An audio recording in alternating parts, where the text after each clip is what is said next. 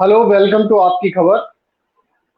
और इस समय जो सबसे बड़ी चर्चा हो रही है वह है फिल्म कश्मीर फाइल्स की। और इसके आने के बाद ही, जैसे ही फिल्म ये आई, उसके बाद में चर्चा इस बात पर शुरू हो गई।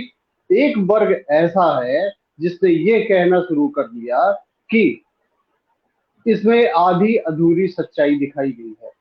सवाल ये उठता है कि जो कुछ भी दिखाया गया कितनी बड़ी त्रासदी थी, और पूरे विश्व में पहली बार एक बहुत ही कायदे से लोगों ने जाना कि कश्मीर की सच्चाई क्या थी। ठीक है, आधी अधूरी ही, लेकिन कुछ तो सच्चाई सामने आई। और सब उसमें भी जो बातें निकल कर आ रही हैं कि कश्मीर में जो कुछ हुआ वो तो हुआ ही, लेकिन सरकारों ने क्या किया, इस पर भी अब एक बहुत बड़ी बहस शुरू हो गई है।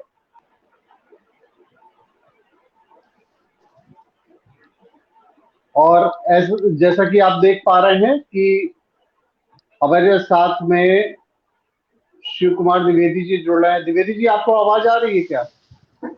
जी जी। तो इस समय हम लाइव हो चुके हैं द्विवेदी जी। और आपकी खबर के दर्शकों को ये बता रहे थे कि कश्मीर फाइल्स मूवी आने के बाद में जिस तरीके से चर्चा शुरू हो गई पूरे देश में कि कश्मीर में आखिर में हुआ क्या। और जी जैसा कि आपने भी देखा कि अभी थोड़ा सा आपका ये हाँ, थोड़ी सी सेटिंग आप अपना अभी, और अभी ऊपर ऊपर का हिस्सा कट रहा है। ऊपर का हिस्सा द्विवेदी जी अभी आपका कट रहा है।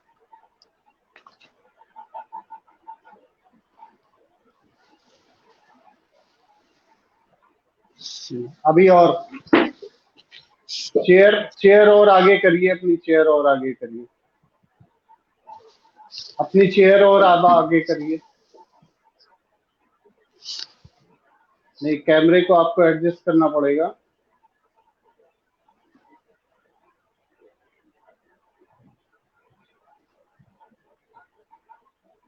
हाँ, आप सही है।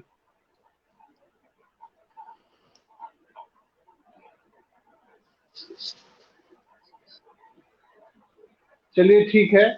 अभी फ्रेम बहुत सही नहीं है आपका, लेकिन चूंकि हम लाइव हो चुके हैं और इस वजह से या तो आप जी जी। एडजस्ट कर लें। चलिए, ठीक है, कोई बात नहीं।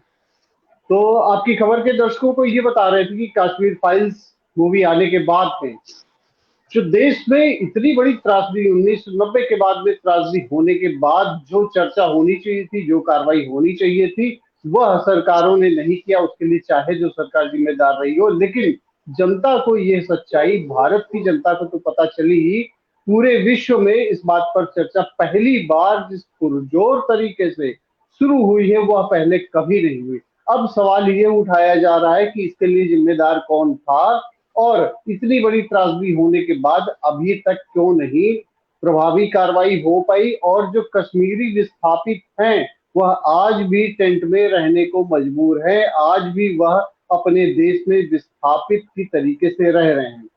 शिव कुमार द्विवेदी जी इस बारे में पूरे बहुत ही विस्तार से आपकी खबर के दर्शकों को बताएंगे, और वह इस बात को भी बताएंगे जो सच्चाई अभी तक फिल्म में भी सामने नहीं आ पाई है, क्योंकि फिल्म के ही लोगों के द्वारा बताया गया कि इसमें जो कुछ दिखाया गया है वह केवल 5% है। अभी सारी और बातें सामने आएंगी, लेकिन सबसे बड़े दुख की बात है कि अपने ही देश में अभी भी इतना होने के बाद भी सवाल उठाया जा रहा है, फिल्म को लेकर उठाया जा रहा है, उस घटना को लेकर उठाया जा रहा है। ये तो देश के लिए सबसे शर्मनाक स्थिति है। द्विवेदी जी, आखिर में वो कौन सी ऐसी सच्चाई है जो अभी भी निकलना बाकी है, और ऐसा क्या है जो कश्मीर फाइल्स के आने के बाद में जो विपक्षी पार्टी है वो इतनी परेशान क्यों, खास करके कांग्रेस क्यों इतनी परेशान नजर आ रही धन्यवाद राजू जी। आज एक बहुत बड़ा विषय है। फिलहाल कश्मीर फाइल पर अब तक कई डिबेट हो रही, लोग कई चैनल्स पर हैं और कई चैनल्स पर लोगों ने डिबेट किया है, हम लोग। लेकिन मैं इतना कहना चाहूंगा कि खाली कश्मीर फाइल पर इतनी चर्चा क्यों?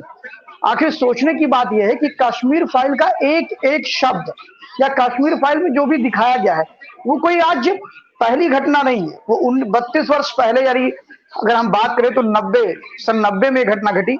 और बड़ी अजीब बात है कि लोग कहते हैं इसका उत्तरदायी कौन है, इसका दोषी कौन है।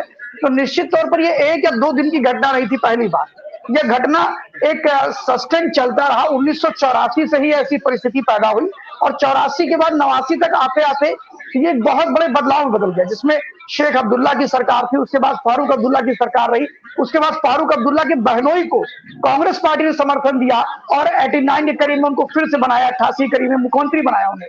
तो कहने का मतलब है कि वहां जो राजनीतिक घटनाक्रम चल रहे थे और उसकी पृष्ठभूमि में हम जाएंगे तो कश्मीर वह चीज है, भारत का प्राण कश्मीर है, भारत की मेधा कश्मीर है, भारत का अध्यात्म कश्मीर है, भारत का ज्ञान कश्मीर है।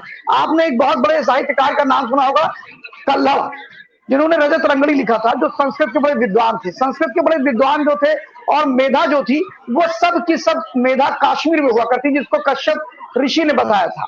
और कश्मीर के विषय में जब हम चर्चा करते हैं तो आपको जान के आश्चर्य होगा कि कश्मीर में ही अभिनव गुप्ता नाम के एक व्यक्ति पैदा हुए, जिन्होंने नाट्य शास्त्र, जिसको आप थिएटर आर्ट बोलते हैं, और थिएटर में जब दुनिया के आप बखान करते हैं तो आपको जान के आश्चर्य हो जाना चाहिए कि नाट्य शास्त्र का उद्भव वहीं से हुआ। और आपने शंकराचार्य का नाम सुना होगा, जिन्होंने सनातन धर्म को पुनः 13वीं शताब्दी में फिर से एक बार 8वीं शताब्दी में बनाने का काम किया और पूरे भारतवर्ष में 4 मठ स्थापित किए और पूरे हिंदू समाज को एक करने का काम किया। वह भी कश्मीर घाटी गए थे और वहां पर सौंदर्य लहरी लिखने का काम किया था। कश्मीर को पहले हम शारदम प्रदेश कहते थे, यानी मां सरस्वती का उद्गम स्थल था, मां शारदा की पूजा होती थी। आपको ध्यान होगा कि सूर्य का मार्तंड मंदिर, सूर्य मार्तंड मंदिर जो कि सबसे श्रेष्ठ मंदिरों में गिना जाता था, और सूर्य की पहली रश्मि की जब बात होती थी तो सूर्य का एक अद्भुत मंदिर था, वहां जो इच्छा चाहिए वो मिलती थी। और अगर आप बात करते हैं भारत के इतिहास की, जब हम प्रागैतिहासिक काल में जाते हैं, जब हम कहते हैं मेडिवल हिस्ट्री नहीं, एंशियन हिस्ट्री में हम जाएंगे, प्राचीन इतिहास में जब जाएंगे तो उसका उद्भव भी सिंधु घाटी सभ्यता है, समझिए आप। यानी कई हजारों वर्षों पूर्व की परंपरा जो रही है वह सनातनियों की परंपरा रही है।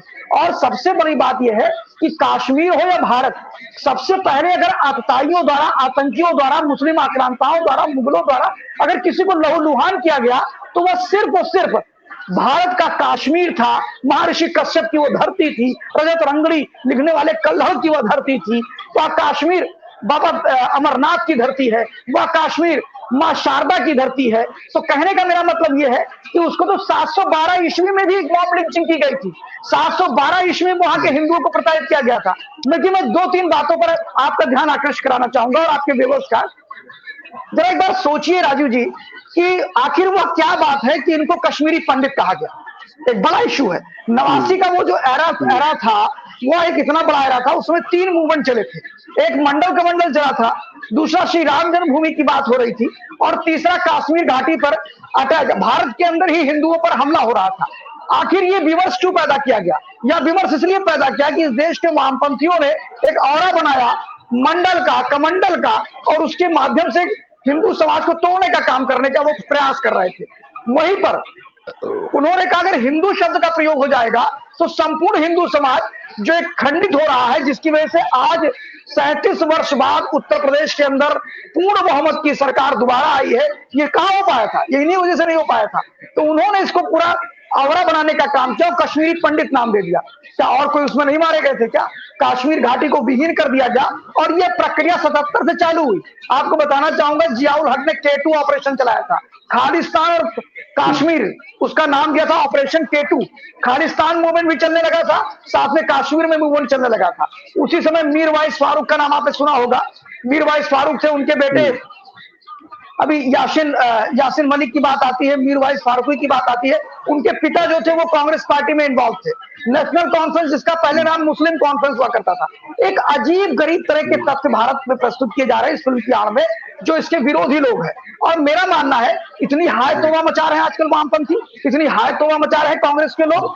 आपको ध्यान नहीं होगा राजू जी, लेकिन मुझे ध्यान है, जब डिबेट चैनल्स पर बैठते थे विवेक अग्रवाल जी, तो उनको लोग कहा करते थे कि ये अव्यक्ति की स्वतंत्रता है। आपको बता दो, कश्मीर घाटी में आतंकवाद के बाद 4 फिल्में बनी। एक थी हिना, दूसरी थी रोजा, तीसरी थी हैदर, और चौथी फिल्म जो थी, हिना थी, हैदर थी, रोजा थी, और एक फिल्म और अभी आई थी, मैं उसका नाम विस्मृत कर गया हूं।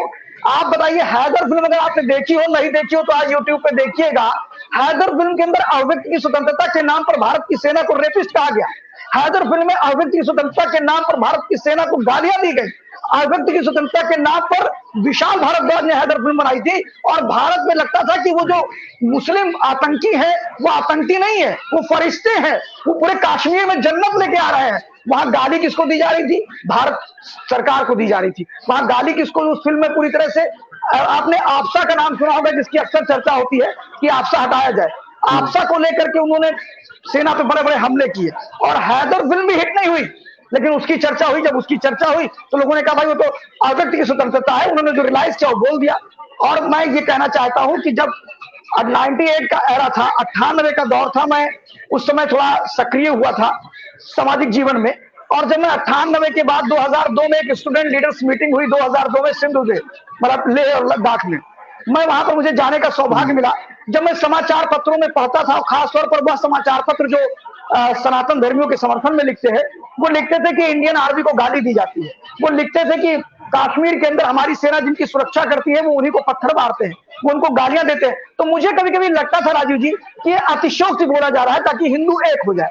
लेकिन जब मैं खुद वहां पर गया, मुझे आज पता है वहां पर जब एथलीट चल रहा था, पोलो गेम चल रहा था, जो घोड़े से वो लोग खेलते हैं, वहां पर स्मिता पाटिल जी, सॉरी वो पीटी उषा जी थी वहां पर, तरुण विजय जी वहां पर थे, और देश के लाल कृष्ण आडवाणी जी भी थे, और हम उसके बीच में ही थे। और वहां पर वो इंडियन आर्मी को मुर्दाबाद बोल रहे थे जो उनकी सुरक्षा कर रही थी। तो भारत की जो परिस्थिति थी, और कश्मीर की जो परिस्थिति थी, उससे भारत के लोगों को अनभिज्ञ रखा गया। और मैं पूछता हूं कि जिस भारत के लोगों को उनसे दूर रखा गया, कश्मीर का एक्चुअल पोजीशन क्या था बताया नहीं क्या? आपको बता दूं कि वामपंथी जितने थे, चाहे वो जेएनयू को हो, जादवपुर यूनिवर्सिटी को, उस्मानिया हैदराबाद उस्मानिया यूनिवर्सिटी के हो, ये वहां पर जाकर के डेमोक्रेसी के नाम पर, फ्रीडम ऑफ स्पीच के नाम पर आतंकियों का पोषण करते थे। आतंकियों की तरफ से एक आपने नाम सुना होगा, सबरन ट्रस्ट को चलाती है तीस्ता शीतल वाग। तीस्ता शीतल वाग जाकर के एक अपनी एनजीओ के थ्रू रिसर्च करती है, और रिसर्च करने के बाद कहती है कि दुनिया में अगर सबसे अच्छा लोकतंत्र कहीं पर है और सबसे अनुशासित आर्मी कहीं पर तो पाकिस्तान में, और सबसे खराब लोकतंत्र अगर कहीं पर है और सबसे अधिक सेना का दमन अगर कहीं होता है तो कश्मीर में होता है। ये सब काम ये लोग करते थे। और आपको बता दूं कि कश्मीर फाइल ने इनको तिलमिला दिया है। दूसरी चीज, एक और विषय बार बार आ रहा है, जगमोहन का नाम आ रहा है। जगमोहन जी की लेफ्टिनेंट गवर्नर हुआ करते थे, और ये 84 से लेकर के 89 तक रहे, और उसके बाद में 1.5 साल तक ये बाहर हुए, और उसके बाद फिर आए। आपको बता दूं 84 में किसकी सरकार थी? मेरे ख्याल से इंदिरा जी रही होंगी। इंदिरा जी के बाद राजीव जी आ गए, और जिस जगमोहन की चर्चा कर रहे हैं वो 1927 में जगमोहन पैदा हुए थे पंजाब प्रांत में। 1927 से पैदा होने के बाद 1954 के करीब में वो सिविल सर्विसेज में आ गए, और वो कांग्रेस पार्टी के बहुत ही नियर एंड डियर हुआ करते थे। अगर नियर एंड डियर ना होते तो 1981 में उनको लेफ्टिनेंट गवर्नर दिल्ली का बनाया गया। अगर नियर एंड डियर ना होते तो 1977 में उनको पद्म श्री दिया गया, 1981 में पद्म भूषण दिया गया। तो नियर डियर कैसे नहीं थे? वो तो राजीव गांधी जी के बहुत प्रिय थे, वो इंदिरा जी के बहुत प्रिय थे। फिर हम आगे बढ़ते हैं कि उनको गोवा का भी लेफ्टिनेंट गवर्नर बनाया गया था, उनको दमन दीव का भी लेफ्टिनेंट गवर्नर बनाया गया था। और हाँ, जब वो वहां पर गए, उन्होंने देखा, स्थितियां देखी जगमोहन ने। हेलो, आवाज आ रही है जी? हाँ हाँ बोलिए, आ रही है आवाज आ रही है जी? आ रही बोलिए आप। हेलो, आ रही है, आवाज आ रही है आपकी। आवाज आई? हाँ बिल्कुल आ रही है। हाँ, मैं ये कह रहा था कि जब जगमोहन जी लेफ्टिनेंट गवर्नर बनाए गए जम्मू कश्मीर के, तो भी स्थितियां बहुत अच्छी नहीं थी। इसका मतलब समझ सकते हैं कि 90 तो बिल्कुल अंतिम दौर चल रहा था हिंदू विहीन करने को कश्मीर घाटी के लिए, समझिए आप। और इससे पहले 77 में ये ऑपरेशन चला, बहुत से मंदिर तोड़े गए, बहुत हिंदुओं को वहां पर पलायन करना पड़ा। उसके बाद में ये परिस्थिति बदलती चली गई। 84 में ऑपरेशन K2 जो था वो और एक्सपेंड हुआ। 84 का जो आतंकवाद हमने देखा ही है कि 89, 80 और 81 में कितने भीषण आतंकवाद थे पंजाब के अंदर। और ठीक उसी तरह आतंकवाद का जो ग्राफ बढ़ना चालू हुआ वह कश्मीर घाटी में भी चालू हुआ। कश्मीर घाटी में फारूक अब्दुल्ला, और आपको जानकर आश्चर्य होगा राजू जी, एक बड़ा अच्छा तथ्य है कि कश्मीर घाटी में 1988 में शेख अब्दुल्ला, जो कि फारूक अब्दुल्ला के पिता थे, उन्होंने 2800 गांवों के नाम इस्लामिक नाम पर रख दिए कश्मीर घाटी के अंदर। जैसे नाम था महादेव गांव का, उन्होंने रख दिया रहमुल्ला नगर। समझिए आप, इस तरह 2800 गांवों का नाम बदला, यानी उनकी पहचान बदली। तब इस देश के सेकुलरिस्टों ने नहीं कहा कि नाम बदल के क्या होगा। और जब प्रयागराज का नाम कर दिया गया, प्रयागराज इलाहाबाद का, तो बड़ी तिलमिलाहट हो गई, जो कि हमारे वेदों में है, हमारे शास्त्रों में है, हमारे रामायण में है। जब अकबर के बाबा नाना और यहाँ तक कि मोहम्मद साहब भी पैदा नहीं हुए थे, तब से वो प्रयागराज था। समझिए आप, 5000 वर्षों की सांस्कृतिक धरोहर हमारी है, तब से वो प्रयागराज था, तब से वो अयोध्या था, तब से वो क्या नाम है, मुगल शाह का नाम पंडित दीनदयाल किया गया। तो बड़ी तिलमिलाहट थी। ये इसलिए बोलना पड़ा कि जिन लोगों ने 2800 गांवों का नाम बदल दिया, मुस्लिम नाम धर दिया, तब एक भी सेकुलरिस्टों ने नहीं बोला। उसी समय एक प्रेशर डेवलप किया गया, 1954 में 370 की जो विशेष धारा दी गई, एक प्रेशर डेवलप किया गया। और आप विश्वास नहीं करेंगे कि लोग कहते हैं क्या परिवर्तन आया। 2014 में एक बड़ा परिवर्तन आया। कैसा परिवर्तन आया? 2014 के बाद जब चुनाव हुए 2014 में, तो वहां पर भाजपा और पीडीपी ने गठबंधन करके सरकार बनाई। उसका फायदा यह हुआ कि हम वहां के अंदरूनी बातों को जान पाए।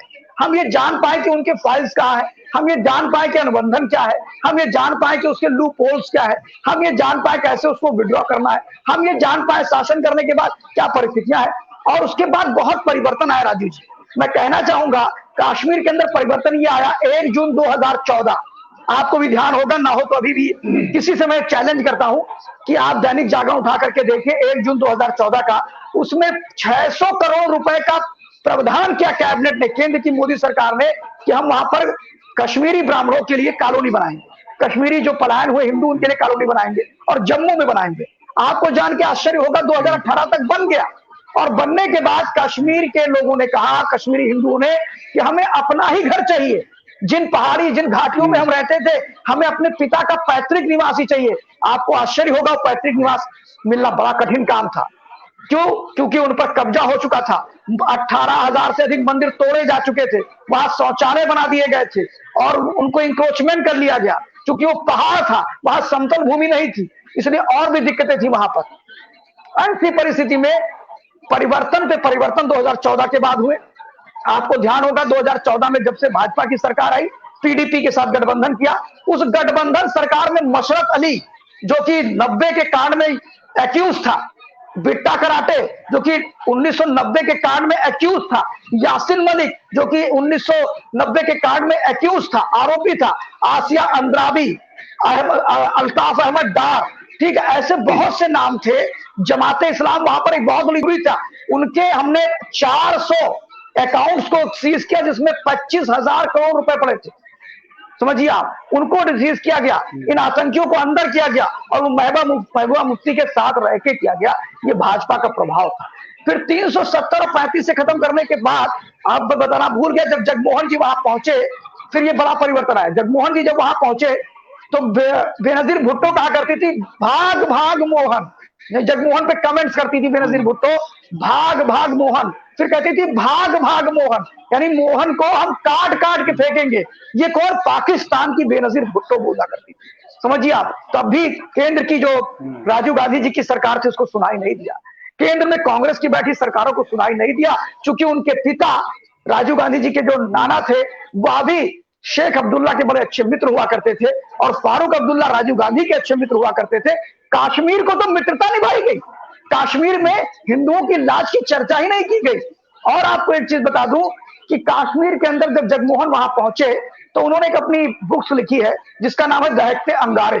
वो दहकते अंगारे में लिखते हैं कि जब मैं फ्लाइट से उतरता हूं, ये उन्होंने चर्चा करी है 88 की, उन्होंने कहा जब मैं 84 में गया तो वहां उन्हें पता लगा कि 15 अगस्त नहीं मनाया जाता है कश्मीर के अंदर और 26 जनवरी नहीं मनाई जाती है, लेकिन 14 अगस्त बड़े धूमधाम से मनाया जाता है। और यासिन मलिक और उसके जो गुर्गे होते हैं, जो आतंकी गुर्गे होते हैं, वो लाल चौक पर 14 अगस्त मनाते हैं और भारत के लोगों को गालियां देते हैं और 15 अगस्त को ब्लैक डे मनाते हैं। सोचिए आज क्या हो रहा है, आज लाल चौक पर तिरंगे ही तिरंगे दिखाई पड़ रहे हैं। ये बड़ा परिवर्तन नहीं है क्या? मुझे लगता है ये बड़ा परिवर्तन है, ये छोटा परिवर्तन नहीं है। जहां तक बात 90 के कश्मीरी हिंदुओं की बात रही, कश्मीरी हिंदुओं के पलायन के बाद 2014 से बहुत प्रयास हो रहे हैं अभी आप कुछ लोग कहते थे 370 हटने पर, और हाँ, जगमोहन जी की तो मैं चर्चा करना छोड़ दिया। जगमोहन प्योरली कांग्रेस के बहुत विश्वास पात्र व्यक्ति थे। 1981 में एशियन गेम कराया।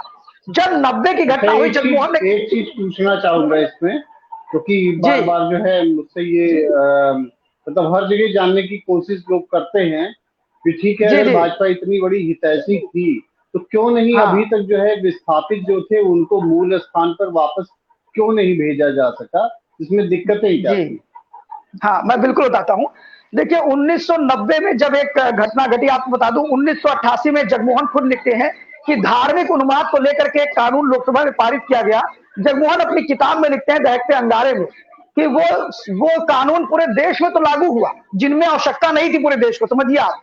वो बनाया गया था कश्मीर के लिए, लेकिन वो कश्मीर में लागू नहीं हो चुका, क्योंकि article 370 is a more powerful article. वो अस्थायी जरूर था, लेकिन वो इतना पावरफुल था, 35A और 370, कि आज तक, अरे आप सोचिए कि पंचायत के चुनाव 1984 में चालू हुए, प्रधानों के, बीडीसी के, पूरे हम्म, देश में चल रहे हैं, लेकिन कश्मीर में ये 2020 में कराए गए, समझिए आप।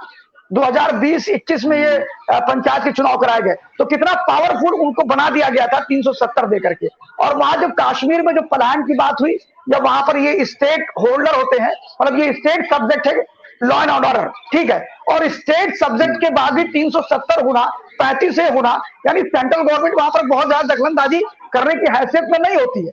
और इसी कारण जब राजीव गांधी जी बात कर सकते थे, इसलिए कर सकते थे क्योंकि उनके सम विचारधारा की पार्टी थी, उनके साथ उनके बाबा, उनके नाना भी रहे, और वो स्वयं भी रहे फारूक अब्दुल्ला जी के साथ। तो मुझे लगता था कि उस समय वो चाहते, जिसे सेना की डिमांड करी थी जगमोहन ने 1988 में, कि सेना यहां भेजी जाए, बड़ी परिस्थितियां खराब हो रही हैं। हम्म, उसके बाद जगमोहन ने कई पत्र लिखे, राजीव गांधी ने कहा भाई इसमें मैं कुछ नहीं बोल पाऊंगा, ये वहां का अपना मसला है। तो आप समझ सकते हैं कि वहां कैसे कांग्रेस ने उस विषय को छोड़ दिया। मतलब जो काम आज भारतीय जनता पार्टी ने किया, वो काम वो कर सकते थे। ये 2 मिनट का काम था 35 और 370 को हटाना, चूंकि ये कार्यकारी आदेश था 370 और 35 से, वह किसी प्रकार से संविधान के दोनों सदनों में पारित नहीं किया गया था। वो एक मेमोरेंडम ऑफ अंडरस्टैंडिंग था, जैसे हम लोग का डील बनाते हैं ना, कि डील बना दिया गया, अब हम माने ना माने वो अलग बात है। तो वो एक मेमोरेंडम था। और कार्यकारी आदेश का मतलब, यहां मैं अपने व्यूअर्स को बता दूं होता क्या है। कार्यकारी आदेश का मतलब यह है कि डीएम साहब हैं किसी जिले के, मान ली सपोज दैट बलरामपुर जिला है, और डीएम साहब ने कह दिया कि कल से यहां पर अंदर गाड़ियां नहीं आएंगी, और एक चस्पा कर दिया बाहर ले आकर के, तो वो एक कार्यकारी आदेश हुआ राजू जी। लेकिन अगर वहां पर एक शासन का जीओ आ जाए कि गाड़ी अंदर नहीं रहेगी, तो बिल्कुल नहीं रहेगी। कल डीएम साहब चाहे तो अपने आदेश को वापस ले सकती हैं। ऐसे ही राष्ट्रपति द्वारा वो एक कार्यकारी आदेश जारी किया गया कि फॉर बिंग टाइम 370 और 35 को हम आपको अलाउ करते हैं। तो ये काम तो कांग्रेस कर सकती थी, उसने नहीं किया। 370 होने की वजह से ही वहां के 4,36,000 जो कश्मीरी दलित भाई थे हमारे, जिनके ऊपर अत्याचार किया गया और बॉर्डर एरिया में उनको बसाया मुसलमानों, मतलब वहां के सरकारों ने, जो कि मुस्लिम परस्त सरकार थी, मुझे कहने में कोई गुरेज नहीं है, और उन्होंने बसाया। जब पाकिस्तान शेयरिंग करता था, जब आक्रमण करता था, या आए दिन सीज फायर का उल्लंघन करता था, तो सबसे अधिक वो दलित हिंदू प्रभावित होता था। और आपको क्या सभी को पता है कि उन दलित हिंदुओं को एक 14 जनवरी 2017 में उन्हें वहां का अर्ध लिविंग, मतलब अर्ध निवास प्रमाण, अधिनिवास प्रमाण पत्र जारी किया मोदी सरकार ने। और जब 370 हटा, तो बेचारे वहां के नागरिक हो चुके। तो आप सोचिए कितना बड़ा डिस्क्रिमिनेशन हो रहा था हिंदुओं के साथ, कि वहां पर उन्हें आजादी के 1948 में जो पश्चिमी पाकिस्तान से हिंदू आए थे, दलित भाई हमारे आए थे, वो 2370 यानी 2019 तक वो वहां के नागरिक नहीं थे, वहां के वोटिंग पावर्स उनके पास नहीं थी। और सबसे बड़ी चीज, वो वहां नौकरी सिर्फ मैला उठाने में कर सकते थे, यानी मेहतर के काम के अलावा उनको कोई काम नहीं मिल सकता था, वो अपनी जीविका का साधन भी नहीं कर सकते थे। तो 370 बड़ा क्लिष्ट था। इसके अलावा भी आपने कहा कि सरकार ने क्या किया, मैंने पहले बोला 1 जून भाजपा सरकार का हितैषी है, तो मैं वो बताने जा रहा हूं।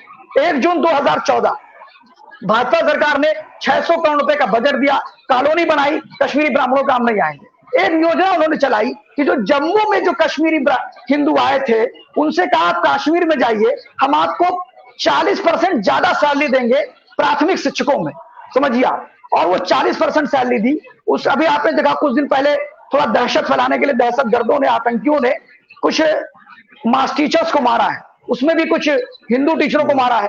तो वो जो टीचर्स मारे गए हैं, वो इसी योजना के अंतर्गत वहां पढ़ाने जाने लगे थे और वहीं रहने लगे थे। समझिए आप, तो ये भी एक तरीका निकाला गया। अभी आपको बता दूं 2019 के चुनाव में जो काश्मीरी हिंदू भारत के अन्य प्रांतों में रहते हैं या भारत से बाहर रहते हैं, उन्होंने कहा कि मुझे वोट डालना है जम्मू कश्मीर में, लेकिन हम कश्मीर नहीं जा सकते क्योंकि कश्मीर अभी भी माहौल अच्छा नहीं है, क्योंकि तब तक 370 नहीं हटा था। आपको ध्यान होगा 2019 से पहले के चुनाव में, 2019 का जो चुनाव था फरवरी और तक हटे नहीं, 5 अगस्त 2019 को हटा है, 370 हटा है वहां से, तो उन्होंने कहा नहीं जा सकते। तो आपको बड़ा आश्चर्य होगा कि भारत की सरकार ने निर्वाचन आयोग से कह के उनके जो सेंटर थे, यानी कश्मीर के अंदर जो साउथ कश्मीर था, ईस्ट कश्मीर था, घाटी के जो पोलिंग बूथ थे हिंदुओं के, उनको स्टैब्लिश किया जम्मू में और उनको वहां से बाई फ्लाइट वो आकर के उन्होंने वोट डाला। ये दूसरा। नंबर 2, नंबर 1 उनके लिए कॉलोनी, नंबर 2 उनके लिए उन्होंने एक स्कीम चलाई जिससे वहां के टीचर्स वहां पर पढ़ाना चालू करें, मतलब पढ़ाने जाएंगे तो रहना शुरू करेंगे ना अपने लोगों के बीच में, उनके बीच में रहना शुरू करेंगे। तीसरा उन्होंने क्या किया, उनके लिए वहां पर निर्वाचन की व्यवस्था जम्मू में की। चौथी व्यवस्था आपको बताता हूं कि उन्होंने सबसे बड़ा काम यह किया कि वहां के जितने टेररिस्ट ऑर्गेनाइजेशन थे, टेररिस्टों को सपोर्ट करते थे, हुर्रियत कॉन्फ्रेंस जो था, मीर वाइस फारूकी का जो था, लश्कर तैयबा था, इन सबके संगठन के लोग, सैयद सलाहुद्दीन था और आपका ये हाफिज सईद, इनकी जो टीम वहां काम कर रही थी, उसकी टेरर फंडिंग को रोकने के लिए इन्होंने बड़े काम किए। एनआईए ने इतने छापे मारे कि आज इनकी कमर गई है टूट। और यासिर शाह गिलानी जो इसमें नहीं रहे, यासिर शाह गिलानी हो, चाहे मीर वाइस फारूकी हो, चाहे वो यासिन मलिक हो, इन सब पे आज भी जेल के अंदर पड़े हुए हैं।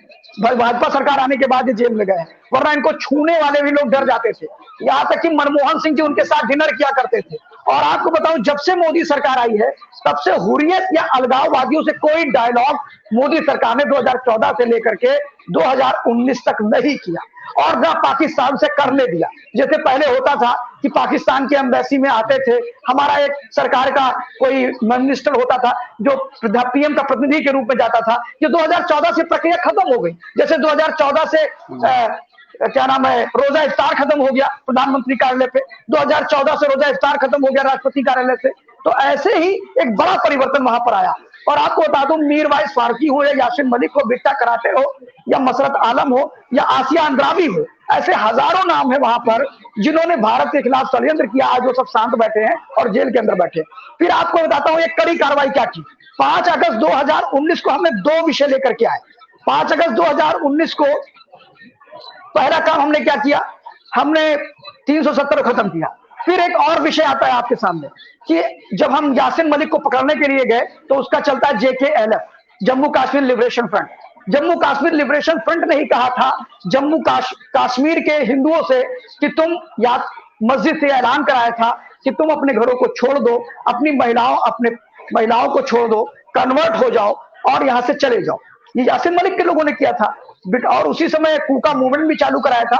उसमें एक बड़ी योग्यता थी जगमोहन जी की और GS सक्सेना की, जिन्होंने आपस में उनमें 2 फाड़ कराए थे और लड़ाई करवा दी थी। कूका मूवमेंट चला था। तो वहां पर आपने देखा कि एक बड़ा काम हुआ कि जब हम पकड़ने गए तो उन्होंने कहा सब साहित्य पकड़े गए जम्मू कश्मीर लिबरेशन फ्रंट की।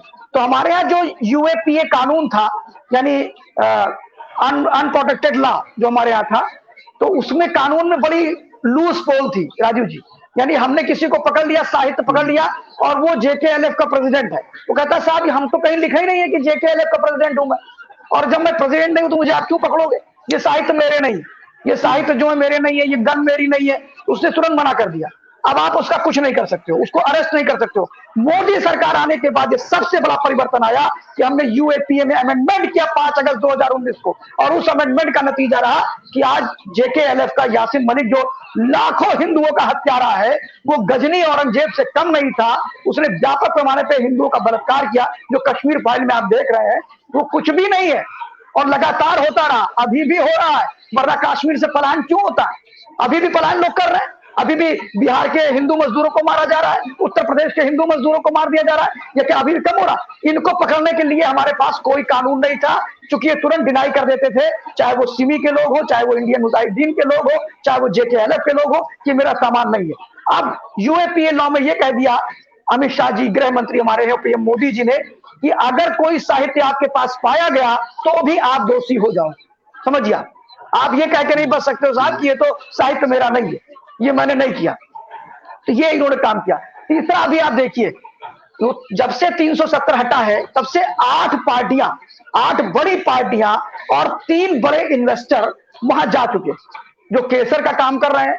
8 बड़ी पार्टियां वहां जमीन खरीद चुकी हैं, जिसको गृह मंत्री रेड्डी ने सदन के अंदर राज्यसभा में बताया है। ये तो मैं वो बता रहा हूं कि जो कश्मीर के हालात सुधर रहे हैं बहुत तेजी से। आज जितने भी अलगाववादी संगठन थे उनको व्यापक पैमाने पर जो फंडिंग हो रही थी वो हमने रोक दिया। और वो फंडिंग करता कौन था? वो गवर्नमेंट ऑफ इंडिया करती थी कि आप हमारी तरफ से बोलिए, और वो कभी नहीं बोलते थे। एक मैं लेख पढ़ रहा था, एक बड़े अच्छे विद्वान व्यक्ति थे, तो उनका मैं लेख पढ़ रहा था, उसमें उन्होंने लिखा था कि अगर सोने की रोड भी बना दी जाए जिलानी के लिए, यासिन मलिक के लिए और बिट्टा कराटे के लिए, आसिया अंद्राबी के लिए, शेख अब्दुल्ला के लिए, फारूक अब्दुल्ला के लिए, और यहां तक कि क्या नाम है आपके मुफ्ती मोहम्मद सईद के लिए, तो भी ये लोग किसी भी कीमत पर भारत के पक्ष में खड़े होने वाले नहीं है। आप सोचिए, उनको हर तरह की सुविधा दी जाती थी, उनको जेट प्लेट सिक्योरिटी दी जाती थी, उनको जेट प्लेट सिक्योरिटी दी जाती थी, और पता नहीं कितनी चीजें उनको दी जाती थी, और पैसे तो उन्हें अथा दिए जाते थे इंटरटेन करने के लिए। पाकिस्तान के लोगों से डायलॉग करने के लिए पाकिस्तान उन्हें जाने का भी किराया दिया जाता था, उनको दिल्ली बुलाया जाता था, उनको पुचकारने का काम करते थे। अगर ऐसा ना होता तो मणिशंकर अय्यर और क्या नाम है आपके मनमोहन सिंह जी उनके साथ बैठ के गलबैया कर रहे होते। आप सोचिए कि जब देश में नरेंद्र मोदी की सरकार आती है तो कांग्रेस पार्टी के बिगेस्ट लीडर पाकिस्तान से अपेक्षा करते हैं कि वो आकर के भारत से मोदी सरकार को हटा दें। आप सोचिए कि कितने गहरे संबंध रहे होंगे कांग्रेस पार्टी के। और अभी बहुत से ऐसे इश्यूज है जो कांग्रेस पार्टी उसमें घेरे में आ रही है और बेतुके बातें कर रही है कि साहब वो तो आडवाणी जी थे। जी, आपने इतनी सारी जानकारी दी है, उसमें मैं एक चीज से जोड़ना चाहूंगा। जी बताइए। मैं एक चीज जोड़ना चाहूंगा कि बार बार एक नैरेटिव सेट किया जाता है जगमोहन जगमोहन जगमोहन। मैं कहना चाहता हूं कि 90 के उस नरसंहार में, पहली बात तो नरसंहार 90 का नहीं था, वो 84 से लेकर के 90 तक की वो अंतिम क्लाइमेक्स था। और इस नरसंहार में जिस जगमोहन का नाम लिया गया वो 2000, यानी आप विश्वास नहीं करेंगे, 91 में नरसिम्हा राव के बहुत विश्वास पात्र व्यक्ति थे वो जगमोहन। और ये तो आडवाणी जी ने उन पर प्रेशर बनाया, आडवाणी जी ने प्रेशर बनाया कि जगमोहन को भेजिए, क्योंकि जगमोहन वहां 5 साल रह चुके थे। और जगमोहन को जब भेजा गया, और एक चीज भूलना भूल गया कि बीपी सिंह की सरकार थी, उसमें बार बार लोग कहते भाई भारतीय जनता पार्टी के, तो उसमें तो कम्युनिस्ट पार्टी भी साथ में थी बीपी सिंह की सरकार में। राजू जी, मुलायम सिंह यादव जी भी उस सरकार में थे, समर्थन कर रहे थे। यानी वामपंथी और लेफ्ट एंड राइट दोनों समर्थन बीपी सिंह को कर रहे थे। बीपी सिंह को दोनों समर्थन कर रहे थे तो सिर्फ भाजपा भारतीय जनता पार्टी पश्चिम क्यों खड़ा हो रहा है? कम्युनिस्ट पार्टी भी खड़ा होना चाहिए। कम्युनिस्ट पार्टी कह रही थी जैसे चल रहा उसे चलने देना चाहिए। भारतीय जनता पार्टी के आडवाणी जी दबाव बना रहे थे कि नहीं जगमोहन को भेजना चाहिए, उनका 5 साल का अनुभव 84 से लेकर 89 तक वहां पे हो रहे हैं, वो अच्छा काम कर सकते हैं, और इस दबाव में वहां जगमोहन गया। दूसरी चीज आप सोचिए, 4 दिसंबर को मुफ्ती मोहम्मद सईद देश में पहला गृह मंत्री बना। कौन? मुफ्ती मोहम्मद सईद। और उसके बाद में 9 जनवरी से 5 जनवरी से ही नरसंहार व्यापक रूप में फैल गया और पूरे कश्मीर को उन्होंने हिंदू विहीन कर दिया। अब आप समझ सकते हैं कि जो लोग कहते हैं कि हमें सत्ता में भागीदारी चाहिए, जब वो सत्ता में आते हैं तो किस प्रकार का नरसंहार कराते हैं। एक पद पर ओथ लेने वाला व्यक्ति, वैसे आपको भारत से मतलब नहीं, वैसे आप 14 अगस्त को अपना नेशनल डे मनाएंगे, आप पाकिस्तान जिंदाबाद के नारे लगाएंगे, और आपको गृह मंत्री बनना है, आपको प्रधानमंत्री बनना है, आपको राष्ट्रपति भी बनना है, आपका तो कोई तिरंगा लेके चलने वाला नहीं है। और जब देश में आपको गृह मंत्री बना के दिया गया, पहला मुसलमान गृह मंत्री हुआ था इस देश में, और उसकी परिणति ये हुई कि कश्मीर हिंदू विहीन हो गया। आज कश्मीर में हिंदू ढूंढने नहीं मिलता है। ये भारत सरकार का प्रयास है कि 370 हटने के बाद आज कश्मीरी ब्राह्मणों को उनकी जमीन दी जा रही है। ये भी बताना मैं भूल गया, क्योंकि आपने विषय रखा था, बताना भूल गया कि वेबसाइट जारी किया है लेफ्टिनेंट गवर्नर अपने सिन्हा साहब ने, मनोज सिन्हा साहब ने वहां पर एक वेबसाइट डेवलप की है। उस वेबसाइट पे अब तक 183 कश्मीरी हिंदुओं को उनकी पैतृक जमीन वापस कर दी गई है। 18,000 जो हिंदू मंदिर थे उनका जीर्णोद्धार प्रारंभ हो गया है। और आपको बता दूं कि अभी इन्वेस्टमेंट के पोर्शन पे भी वहां काम किया जा रहा है। तो जो बात जगमोहन, हाँ मैं बेसिक इस बात को स्वीकार करता हूं कि जगमोहन कांग्रेस के सबसे अच्छे लॉयल आदमी थे। और जब उन्होंने विभीषिका देखी अपनी, उन्होंने दहकते अंगारे में लिखा है कि जब मैंने वेदना देखी, था तो वो हिंदू ही ना, जगमोहन मल्होत्रा वो हिंदू था, उसको कष्ट हुआ कि बार बार राजीव गांधी के कहने पे भी काम नहीं हो रहा है, बार बार कांग्रेस के सीनियर नेतृत्व को बताने पर भी काम नहीं हुआ। उन्होंने मिलिट्री की रिक्वायरमेंट 1986 में किया था कि देश सेना लगा दी जाए और सेना के माध्यम से ये सारे जो आतंकवादी घटना इनको कम किया जाए, लेकिन तब भी उनके कानों में जू नहीं रहेगी। आप समझिए, जो कि इन्फोर्स कर सकते थे वो सेना वहां लगा सकते थे। अंत में आने पर हुआ क्या कि जगमोहन जी अंदर से बड़े व्यथित हुए और अटल बिहारी वाजपेयी, जो कि विपक्ष के नेता थे, बड़े नेता थे, सभी से उनकी बातचीत होती थी, चाहे वो जगमोहन जी हो चाहे वो राजीव गांधी जी हो, एक औपचारिक भेंट होती थी। उस समय जगमोहन जी ने अटल जी से कहा, अगर मैं राजनीति में होता तो मैं ये कर देता। तो अटल जी ने कहा, भाई आ जाओ ना राजनीति में, क्या दिक्कत है। और अटल जी ने फिर उन्हें 96 में चांदनी चौक से लड़ाया। 96 नई दिल्ली जो लोकसभा क्षेत्र है, 96, 98, 99 वो भारतीय जनता पार्टी के सांसद हुए, यानी पॉलिटिकल कैरियर उनका बीजेपी में था। फिर एक चीज बताता हूं आपको, जगमोहन जी ने बहुत बड़ा काम करके गए। जगमोहन जी फिलहाल वो, अब मैं उनको किसी भी राजनीति से परे रखता हूं। अभी मई 1927 में पैदा हुए और मई 2021 में वो स्वर्गवासी हो गए। मई 2021 से पहले जब 2019 में 35 और 370 को हटाना था राजू जी, तो आपको जान के आश्चर्य होगा कि नरेंद्र मोदी जी ने उनसे व्यक्तिगत बातचीत किया था। और बातचीत करने के बाद कैसे 370 को हम रिवोक कर सकते हैं, कैसे 35 को हटा सकते हैं और कैसे वहां पर नियंत्रण कर सकते हैं, इसकी भी चर्चा उनसे करी थी। और उसके बाद 370 भी हटा, 35A भी हटा। तो अगर हम सभी को इसका श्रेय देते हैं, अगर नरेंद्र मोदी जी को तो पूरा श्रेय जाता है, माननीय अमित शाह जी को पूरा श्रेय जाता है। इस देश की वो जनता जिसने मेंबर ऑफ पार्लियामेंट 310 चुन करके भेजे भारतीय जनता पार्टी को, वो भारत की संपूर्ण जनता धन्यवाद की पात्र है। लेकिन उसमें जगमोहन जी की भी योगदान कम नहीं। जगमोहन जी ने भी जाकर के मोदी जी से बताया कैसे क्या करना। ये इसलिए आपको बता दिया, उनकी मृत्यु का समय इसलिए बताया कि कुछ लोग प्रश्न कर सकते हैं जगमोहन तो मर गए। हाँ बिल्कुल मर गए, लेकिन वो मई 21 में मरे और उनका जन्म 27 में हुआ था, 1927 में, 93 वर्ष की अवस्था में मरे हैं वो। तो मेरा ये कहना है कि भारतीय राजनीति का जो विदूषक था, यानी अगर मैंने चर्चा, कश्मीर फाइल से एक फिल्म आई है जिसने तथ्यों सहित जानकारी देने का काम किया है, जिसने शोध के सहित जानकारी देने का काम किया है, और पूरी की पूरी वाम मीडिया बौखला चुकी है, पूरे के पूरे वामपंथी बौखला चुके हैं। कांग्रेस के लोग क्या कहते हैं साहब, आप कहते हो सब मुसलमान वहां मरे, बिल्कुल मरे और मरेंगे ही मरेंगे भाई। आप बताइए, कश्मीर में जो आतंकवाद था उसमें वहां की कश्मीर के लोकल पीपल इन्वॉल्व थे। जिस दिन लोकल पीपल ने कह दिया कि नहीं हम आतंकवाद नहीं सहेंगे, नहीं होना, खत्म हो गया आतंकवाद। जिस दिन लोकल पुलिस ने हमारा साथ देना शुरू किया, सेना ने ऑपरेशन चलाया, सीआरपीएफ ने ऑपरेशन चलाया, आज स्थिति यह है कि कश्मीर के अंदर आतंकी घटनाएं नाम मात्र की रह चुकी है। और आपको जान के आश्चर्य होगा कि कश्मीर के अंदर बहुत से ऐसे, चाहे बुरहान वानी रहे हो चाहे और भी लोग रहे हो, उनमें जितने भी खूंखार आतंकी थे वो कहां जाते थे, वो मुस्लिम घरों में जाते थे, अल्लाह का वास्ता देते थे, इस्लाम का वास्ता देते थे उनके साथ। अब वो सब बातें मैं बताने लायक नहीं है कि वो अपना सब कुछ अर्पण कर देते थे, ठीक है। अपनी बेटी, अभी जो एक मारा गया था, अभी जल्दी मारा गया है, तब मैं नाम भूल रहा हूं उसका, बहुत बड़ा आतंकी था। उसके मारने के पीछे था कि वो एक घर में जाके लेटता था, उस महिला से उसके संबंध थे, दूसरे घर में गया, दूसरे महिला से संबंध थे, तीसरे महिला के पास गया तो पहली महिला जान गई, उसने जाकर के रिपोर्ट पुलिस को किया, तब वो मारा गया जाकर के। तो आप समझ सकते हैं उनका 2 ही काम था और कोई काम नहीं। तो उनको आश्रय किसने दिया, आपने दिया। जब आपने आश्रय देना छोड़ा तो उन्होंने आपको मार दिया जी। अब इतनी सारी बातें जो है, अभी मेरे ख्याल से इस पर तो चर्चा करने के लिए कई सारे एपिसोड चाहिए। तो आपने जितनी बातें बताई, इसमें काफी सारी बातें जो लोगों को नहीं भी पता रही होंगी, आपने जो बताया है, मेरे ख्याल से उससे लोगों को काफी जानकारी हुई होगी। और हम इस बिंदु पे फिर से चर्चा करेंगे, और खास करके कि किस तरीके से पलायन हुआ ये तो लोगों को पता नहीं, कितनी चीजें अभी तक की गई हैं या आगे क्या की जानी है, जिससे इस समस्या का समाधान कम से कम होना चाहिए।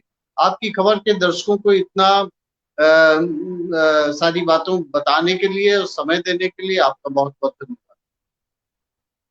धन्यवाद राज जी।